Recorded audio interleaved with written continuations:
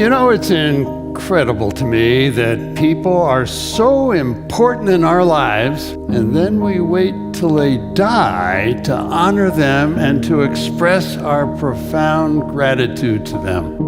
But one San Diegan is leading a gratitude movement for each of us to live every day. Walter Green has a message he believes can change the world. Say It Now is a movement to inspire you to express gratitude to people who've been important to you while they're alive and well. You never know what that energy is going to do for that person who may be feeling down. It's free. I have nothing to sell but a powerful idea. We want to know that our lives matter. And who's able to do that? Only the people who have been impacted. People can put it on a little video for 5 minutes and just say, I just want you to know the difference you've made in my life. And there are other people who can visit with people one-on-one and they feel very comfortable doing it. So you choose how, but we choose now. 10 million expressions of gratitude, expressions of Say It Now. 10 million so far. If that isn't the beginning of a movement, I don't know what it is. The program is in 15,000 classrooms in 67 countries around the world, and it's growing by the minute. Is there somebody who's had a profound influence on your life who's still alive? Would you have regrets for things you wish you had said? Now, picture being able to say it now to that person. You'd be able to tell them their impact on your life, and you will never have a regret for something you wish you had said. We always want to say we're grateful and we appreciate the people around us, but we don't say it enough. You truly don't know when they're going to be gone, so getting the things out to them now is important, and I think it would not only me feel better, but make them feel better as well. So let us begin. Let us say it now. I'm Walter Green, the founder, CEO of the Say It Now movement. Prior to that, I was CEO and chairman of a company called Harrison Conference Services for 25 years. In the years following the sale of my company, I've spent most of my time in philanthropic endeavors, and I've also been the author of a book called This Is the Moment, The Gratitude Express, and a documentary called the Say It Now documentary.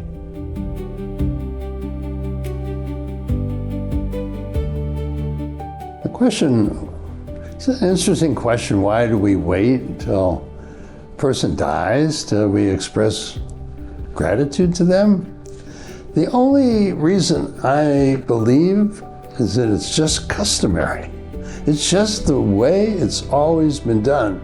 But customary doesn't actually mean the most effective or the best. And actually, in this case, the idea that we would wait to pay tribute to somebody when they're gone makes no sense. Let them know when they're alive how they've influenced your life. It gives them a sense that their life mattered. Now, if you're at a tribute paying respects for somebody at a funeral, that's another thing. But that's a different story. I'm talking about the impact on the individual.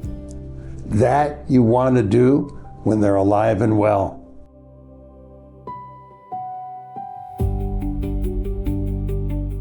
The evolution of Say It Now actually began 36 years ago when I was going to have a special weekend with 5 of my close friends. And as a young person, I moved around so much I didn't have close friends. My dad died at 53. I thought, well, why don't I have a weekend and I would pay tribute to these people who had made a real difference in my life. That was an unbelievable opportunity for me to let them know how important it was. And it turned out it was also very meaningful to them, and I did it in a group. So that was really the first iteration. And then in the years following, I noticed that it was so customary that we waited till people died that I thought that is not how I want to go. So for my 70th birthday, I identified 44 people. Now, I don't expect everybody to have 44 people, but I had 44 people, and I wanted to sit down with each one, which I did, and specifically told them how they've impacted my life. And I was kind of amazed after that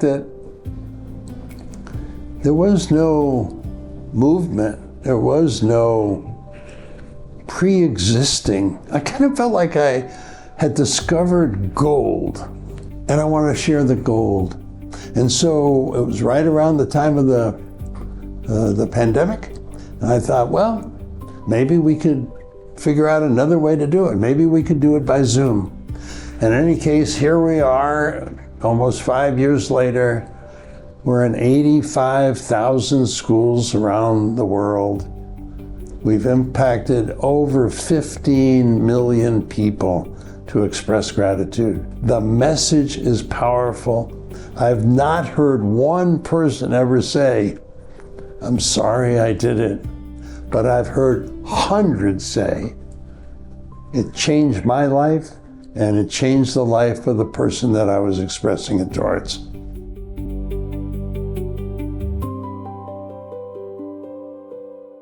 You know, it's interesting when people ask me, I've not done this before, and I don't know, it's a different feeling. And I'm kind of reminded them to think about the first time they got on a bicycle. They hadn't been on a bike before. Or how about the first time you went into a swimming pool and you had to swim? Well, expressing gratitude is also something you haven't done before. It's like a muscle that hasn't been built. The first time it may be a little bit awkward to begin to think about it. But once you develop that muscle, it's the way you're going to live your life.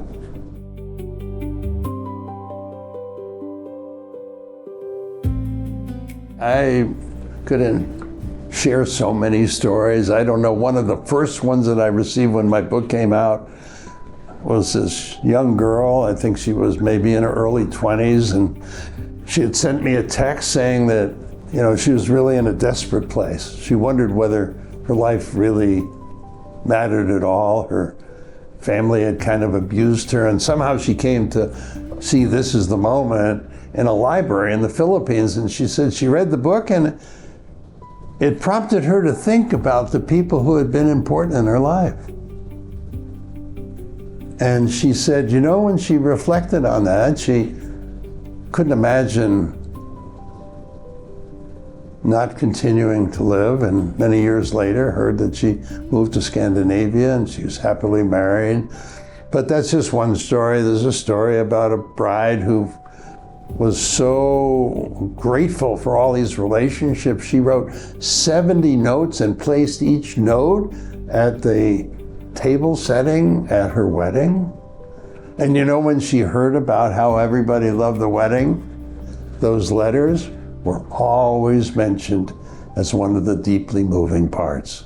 So whether it's a wedding or a visit in a library, one of the stories I have, which I kind of think is amazing, is another person who told me they wrote a card to her father, and the father didn't really respond to the thoughts that she had about what he had meant to her. And I thought, she maybe really felt bad about the experience.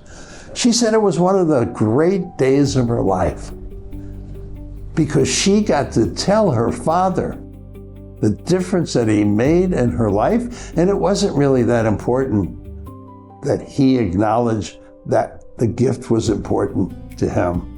That shows you the power of the Say It Now message, that it doesn't even relate to how the person receives it.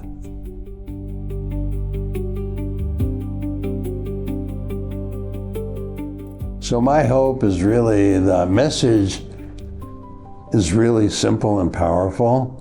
So the question that really remains is, do you take the idea and act on it? Because for me, I want to inspire the person to act on the message. I know if they do one, they'll do multiple ones. And when they do it to somebody, that person will in fact do it to others, creating a ripple effect for Say It Now. And my long-term hope is that millions of people will act on it, and Say It Now will be as commonplace as Pay It Forward. Imagine what Say It Now could do in your organization, with your mentors, with your mentees, or in your personal life.